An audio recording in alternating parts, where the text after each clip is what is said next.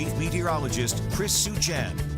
We're warm, then we're cold, then we're warm, and then we're cold again, and you got to talk to that about the kiddos today, yeah? Well, yeah, so I had a second school visit this week. I'm on a roll. I'm on a roll. There it is. This is Ridgeview Elementary School right off McCullough near North Star Mall, a part of the NAISD school system. And there are the third graders. That is our group shot. Here I am sneaking in back there in the background here.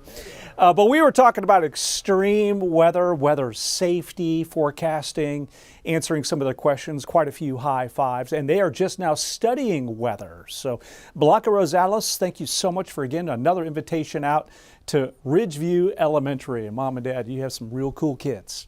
All right, here we go. 4-zone weather watchers. I'll step over here to the side, and you can see from Brenda Walton in South San Antonio, 66. We have Tom Kestner and Bernie at 66 with Tom in Canyon Lake.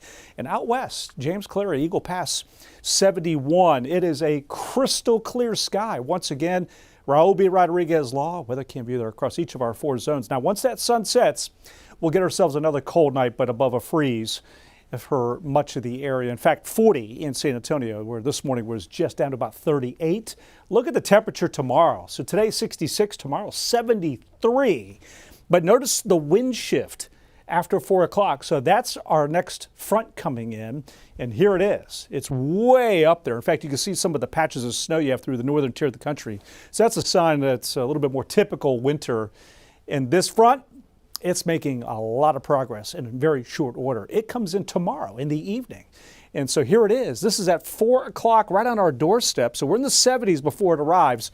This is a chunk of Arctic cold. Not a direct hit on Texas, but it will cool our weekend down. And there's Saturday night into Sunday morning. The door is open, especially without cloud cover, to get ourselves a pretty cold night into the area. Still very much expect that first freeze. I was telling you about this yesterday.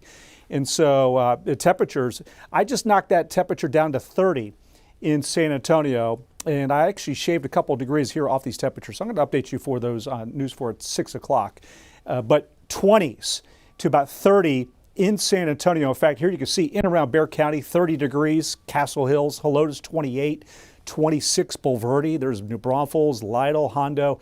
You know, that's Protect 4Ps cold too, where you want to drip, drain, cover those pipes. So when we look at our freeze checklist, of course, bringing in potted plants, covering them up Saturday before the freeze sets in, the pipes, people, and of course bring pets inside as well. Then after that, next weather maker, it's a rain chance coming in. Tuesday it starts. Tuesday night through Wednesday, we'll have some patches of rain in our forecast, and then the system moves out on Thursday. So total rainfall, this would be from about 1/10 of an inch to an inch of rain. That's right there. That shade there is a 1/2 inch or more in around Bexar County, and that's from NOAA's Weather Prediction Center. I think that's a reasonable expectation this far out. So weather alert day Sunday, just for the morning, that Saturday night, Sunday morning freeze down to 30 degrees. It's the only freeze in the 7-day forecast, but if you do not take it seriously, you could have damaged plants. So pots, bring them in, potted plants, cover them up otherwise. All right, there you go. Western zone, you got that freeze Sunday morning in the 20s. Hill country, 23, possibility of a light freeze on Monday morning. And here's a look at our eastern zone, extended forecast with that Sunday morning freeze. Guys, back over to you. Zach.